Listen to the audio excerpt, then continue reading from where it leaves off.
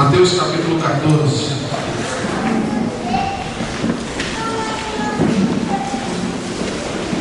Hoje é dia de ceia. Não é mais especial do que qualquer outro culto onde há a presença de Deus. Essa ceia, a mesa do Senhor, faz parte de uma das determinações do nosso Senhor Jesus. Nessa noite eu quero trazer uma palavra de Deus para o seu coração em Mateus capítulo 14, onde nós vamos ver aqui 3 situações que Jesus enfrentou na sua vida, no seu ministério.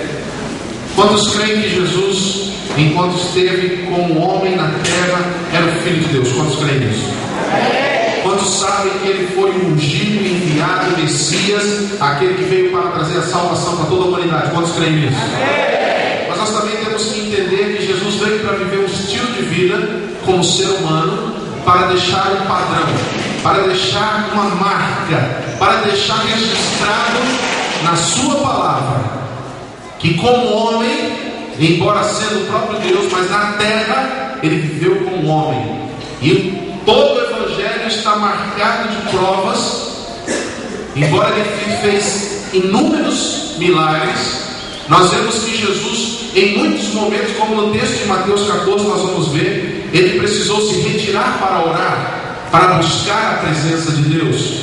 Por quê? Porque enquanto exercia seu ministério na terra como homem, Ele precisava da presença de Deus, guiando, orientando, restaurando, fortalecendo. E Jesus é o melhor e único e mais perfeito padrão para as nossas vidas. Quantos creem assim? Pega na mão do seu irmão e diga assim para o seu irmão do seu lado: o Senhor Jesus deixou um modelo, deixou um padrão, um estilo de vida que você deve seguir, em nome de Jesus. Amém, irmãos? E sabe o que o Senhor Jesus disse? Que quem cresce nele faria obras ainda maiores do que Ele fez. E nós vamos fazer nesta cidade para a glória do nosso Senhor Jesus. Amém? Nós vamos ver pessoas sendo livres dos seus vícios, dos seus pecados, livres de todo tipo de corrente, todo tipo de prisão. Em nome do Senhor Jesus, nós vamos declarar que ainda 2010 ainda será um ano de grandes maravilhas do Senhor na vida desta cidade e na sua vida também, em nome do Senhor Jesus. Amém? Eu não vou ler o texto todo, porque o capítulo é longo, mas ele fala de 3 situações. Enquanto eu vou estar ministrando, eu vou citando os versículos.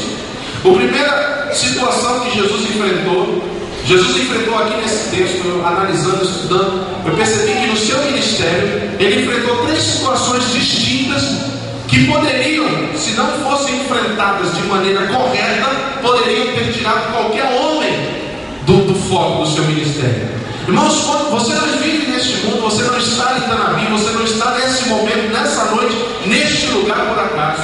É o Senhor que tem conduzido a sua vida, é o Senhor que tem guiado você. Se você está aqui na casa do Senhor, é porque Deus te trouxe aqui, amém, queridos? A tua vida não é um acaso, a tua vida não é uma coincidência. As coisas que acontecem na nossa vida, quando nós pertencemos a Ele, como cantamos no início desse culto, eu sou teu. As coisas que acontecem, mesmo que não pareçam agradáveis e mesmo que não pareçam da vontade de Deus, elas são usadas pelo Senhor para nos abençoar. E pastor, de onde você tira isso? De Romanos capítulo 8, que diz assim: todas as coisas cooperam para o bem daqueles que amam a Deus. As coisas boas, irmãos, e as coisas ruins. Diga-se comigo: se eu estiver na presença de Deus, mesmo as piores coisas cooperarão para o meu bem. Amém? E eu quero dizer algo para você: se você não está por acaso, é porque você tem um propósito de Deus para a sua vida. Há um plano estabelecido desde antes de você nascer, que precisa ser cumprido. E em nome de Jesus, Deus não vai precisar ter que levantar outra pessoa para cumprir aquilo que Ele deu para você fazer. Amém? Porque Deus só levanta pessoas para cumprir aquilo que Ele deu para outro fazer, se o primeiro for covarde. Tem um covarde no nosso meio? Covarde eu sei que não. Problemas e lutas nós temos, mas covarde você não é, porque você não recebeu o espírito de medo, mas de ousadia. Você é ousado, irmão. A palavra de Deus é assim: digo fraco, eu sou forte. Se você tem dito esses dias, eu não aguento, eu não consigo, eu não dou conta, eu não sei sair disso, Deus está dando uma palavra para você nessa noite. Você consegue, porque você pode todas as coisas naquele que te fortalece. Você é forte, você não é fraco. E ainda diz o seguinte: diga ao pobre, eu sou rico. Amém. Seja fortalecido na força do Senhor. Se é para aplaudir, aplauda direito. Se é para mim, para Ele. Amém. Glória a Deus. Então, mais uma vez, pega no teu irmão, dá a chacoalhada e diga assim: você é forte. Você não é fraco coisa nenhuma. Você é rico. Deus é contigo. Deus te sustenta. Não te deixa. Te levanta. Te atende.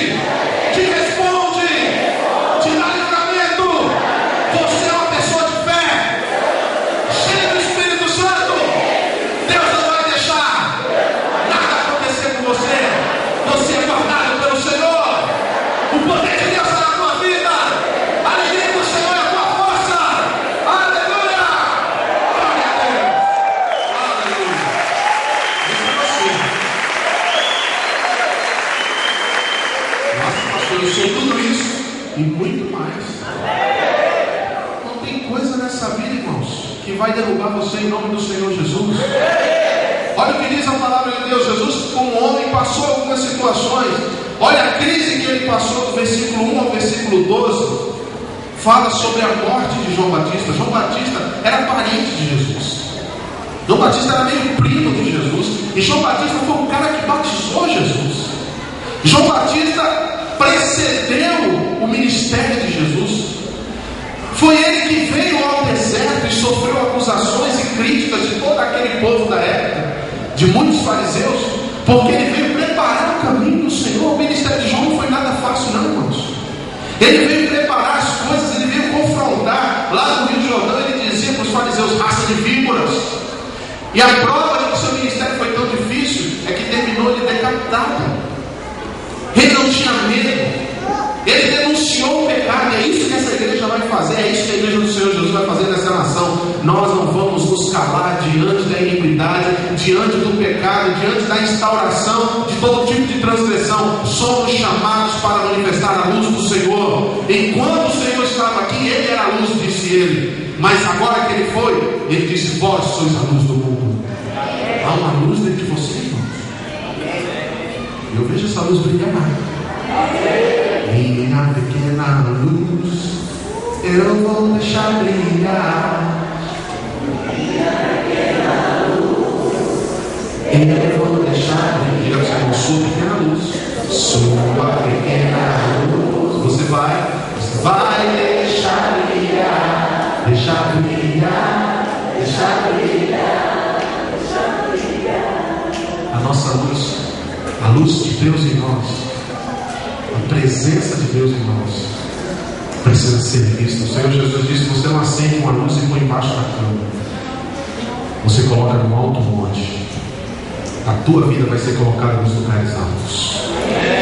Se você deixar a luz de Deus brilhar na tua vida, fugindo do pecado, tirando a iniquidade da tua vida, Deus vai se responsabilizar em colocar você nos lugares altos. Você não vai ser encontrado entre os comuns, você vai ser encontrado entre os príncipes, se a tua luz brilhar. João Batista deixou a sua luz brilhar, foi colocado no meio dos reis e perdeu a cabeça. Isso pode acontecer quando a nossa luz brilha. Mas que privilégio se alguém quiser tirar a minha vida, porque eu estou falando do amor de Deus, estou falando da verdade eterna. João Batista perdeu a sua vida, e aquele homem, João Batista, que foi o precursor do ministério de Jesus, que foi o cara que batizou Jesus, que foi parente de Jesus, ele morreu de uma forma terrível, e isso afetou Jesus. Foi uma tragédia, irmãos, uma situação difícil, uma situação familiar. Essa semana e a semana passada tivemos alguns falecimentos. Isso afeta, isso abala, são crises. Isso aqui representa a crise. Olha o versículo 13. Jesus, ouvindo isso, retirou-se dali. Jesus estava ali naquele lugar pregando o evangelho, mas quando ele ouviu da morte de João, aquilo abalou. Quantas vezes nós não coração. Quantas vezes nós não passamos por crises que dão uma chacoalhada em nós e a gente fala: meu Deus, como isso foi acontecer? Quando recebemos uma notícia, quando a minha esposa recebeu uma notícia, quando nós abrimos, eu lembro, quando nós abrimos o resultado, eu achei estranho, eu sempre abro os resultados de casa, né? Quando depois que o Davi nasceu com 3 meses de idade, ela passou alguns gases e ela foi no laboratório, que a médica disse: faz um exame. Já tínhamos 3, corria o risco do 4. Ela foi no laboratório, ela entrou em casa, eu estava sentado assistindo o jornal, ela jogou o exame no meu colo e foi para a cozinha. E eu fiquei orando em cima do exame: Deus, tenha misericórdia do teu filho, por favor, Senhor. O Senhor me ama, eu também te amo. Não faça isso, muda o resultado. Se tiver alguma coisa aqui, muda agora. Você quer fé, né? Eu abri, graças a Deus. Todos os resultados só eu que dei em casa. E quando eu abri aquele resultado, daquele um nome feio, invasor, né? Intruso, carcinoma. Não quero lembrar o nome dessa coisa horrível. Aquilo abalou a gente. E notícias ruins podem abalar você. Notícias trágicas podem tirar você do foco. Mas a palavra de Deus diz que o justo não teme a má notícia. E Jesus, ouvindo a notícia, eu vejo aqui o que Jesus fez e o que nós podemos fazer quando notícias ruins, quando coisas trágicas, inesperadas, quando situações fora do nosso controle acontecem. O que nós podemos fazer? Podemos fazer o que Jesus fez. Ele se retirou dali num bar, para um deserto, para um lugar deserto à parte. Há momentos na nossa vida de você vê que Jesus não disse nada quando ele ouviu da morte desse homem que o batizou, desse companheiro, dessa pessoa que era seu parente. Quando ele recebeu essa notícia dessa morte trágica, Jesus não fala nada. E há momentos de crise. Deixa eu dizer isso para você, queridos. Momentos de crise, guarde a sua boca. Momentos de crise, evite falar coisas que depois você vai se arrepender. Momentos de tragédia não são momentos da gente tomar decisões, não são momentos da gente fazer qualquer coisa. Momentos quando essas crises vêm para abalar a nossa estrutura, a melhor coisa que você pode fazer é se retirar para a presença do Senhor. É nesse momento que você precisa ser fortalecido no Senhor. É quando a sua força vai embora, é quando você tem vontade de morrer, é quando o desânimo entra no teu coração, quando a angústia aperta, quando a noite não conseguiu ser bem dormida, quando aquela tragédia pegou você de jeito que você fala: eu não esperava por isso, não estava na minha agenda esse negócio, isso mexeu comigo, e agora? E agora você corre para a presença de Deus. Porque sabe o que acontece? Quando a tragédia vem, quando a notícia aqui vem e você primeiro não vai para a presença de Deus e tenta fazer outras coisas, aí vai acontecer algo, a solidão vai vir.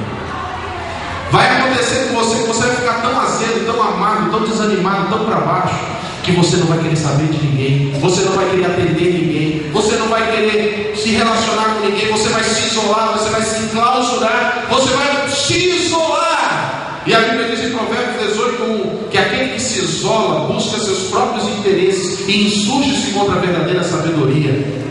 O momento de se isolar, o momento de estar sozinho, não é depois, muito tempo, que a tragédia veio.